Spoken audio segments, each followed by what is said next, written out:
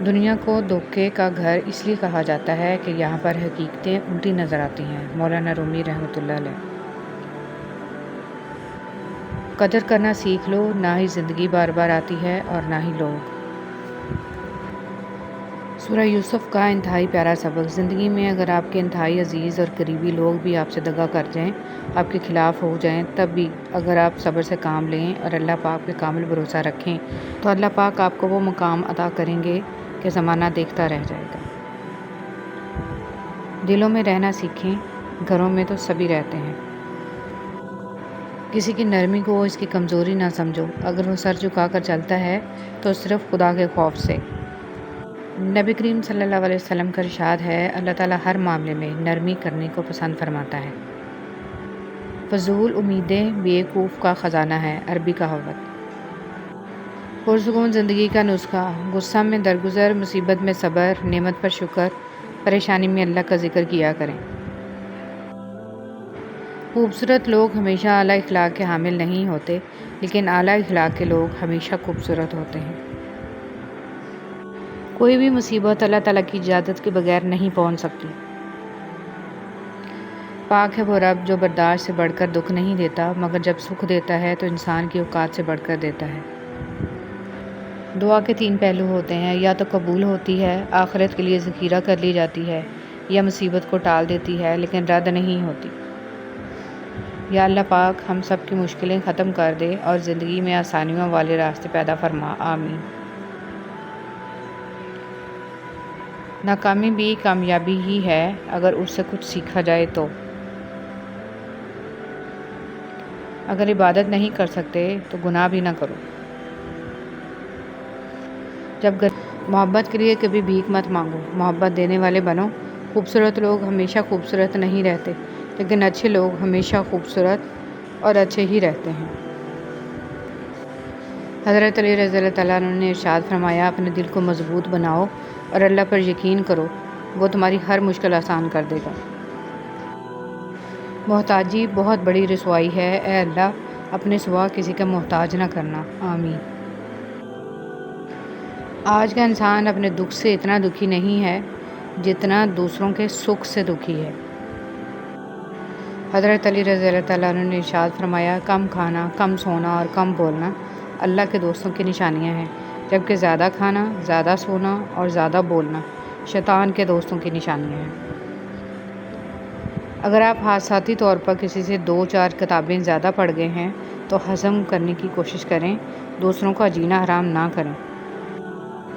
تعلیم کا پہلا اصول یہ ہے کہ اپنی آواز نیچی رکھیں اور اپنے الفاظ میں احترام پیدا کریں۔ پاک محبت: جب آپ آپس میں ایک دوسرے کے لیے دعا کرتے ہیں تو وہ پاک محبت ہوتی ہے۔ یا اللہ موت کی تلخی، قبر کی سختی، حشر کی شرمندگی، جہنم کی گرمی سے ہماری حفاظت فرما، آمین یا رب العالمین۔ اے عزت دینے والے رب، ہمیں ان لوگوں کی شر سے محفوظ فرما جو ہماری اچھائیاں تو چھپا لیتے ہیں لیکن ہماری برائیاں پھیلا دیتے ہیں، اور جب اللہ تھام لیتا ہے تو کوئی گرا نہیں سکتا۔ منافق کسی کا مخلص نہیں ہوتا، منافقوں کی زندگی صرف اپنے مفاد کے گرد گھومتی ہے، وہ کسی کے ساتھ بھی حقیقی طور پر مخلص نہیں۔ آج کی بات: دنیا میں سب سے مشکل کام اپنی اصلاح کرنا اور سب سے آسان کام دوسروں پر تنقید کرنا ہے۔ اگر ہم خیر میں مصروف نہ ہوں تو شر میں مصروف کرنے والی طاقتیں ہمیں تلاش کر لیتی ہیں۔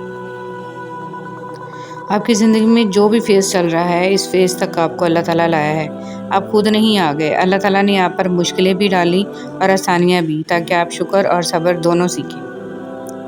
قبر کے اندر یا قبر کے باہر کسی ایک جگہ تو مشقت اٹھانی ہی پڑے گی، کہاں اٹھانی ہے انتخاب آپ خود کر لیں۔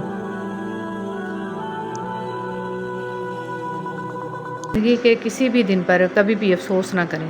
اچھے دن خوشیاں دیتے ہیں، برے دن تجربہ دیتے ہیں، بدترین دن سبق دیتے ہیں اور بہترین دن یادیں دیتے ہیں۔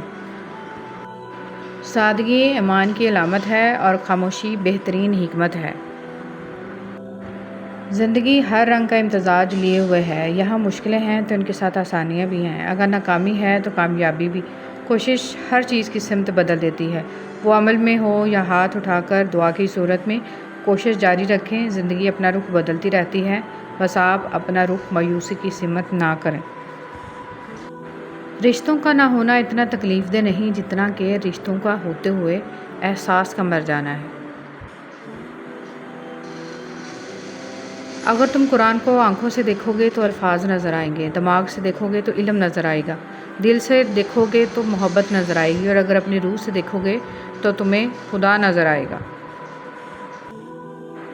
ہر رشتہ کہیں نہ کہیں ایمان توڑ دیتا ہے، اور ہر تعلق کبھی نہ کبھی برہم کھو دیتا ہے۔ یہ صرف اللہ کریم کی ذات ہے کہ جس کا آسرا ہمیشہ قائم رہتا ہے۔ لوگوں کی اکثریت آپ کے ساتھ مخلص نہیں ہوتی بلکہ اپنی ضروریات سے مخلص ہوتی ہے، صرف ان کی ضروریات بدلنے سے ان کا خلوص بدل جاتا ہے۔ ایک بیٹی اور ایک درخت دونوں کا گھر میں ہونا ضروری ہے، کیونکہ درخت ہمیشہ دھوپ میں سایہ دیتا ہے اور بیٹی ہمیشہ درد میں ساتھ دیتی ہے۔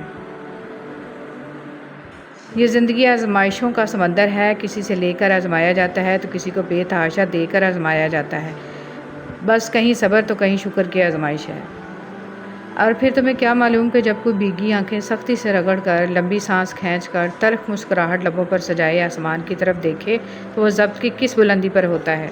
اللہ تم میں بھی آزمائش کے بعد سب واپس لوٹا دے گا، جیسے اس نے حضرت ابراہیم علیہ السلام کو حضرت اسماعیل علیہ السلام کو واپس لوٹا دیا تھا۔ حضرت محمد صلی اللہ علیہ وسلم نے فرمایا، جو کسی مسلمان کا عیب چھپائے گا، اللہ پاک دنیا اور آخرت میں اس کے عیب چھپائے گا۔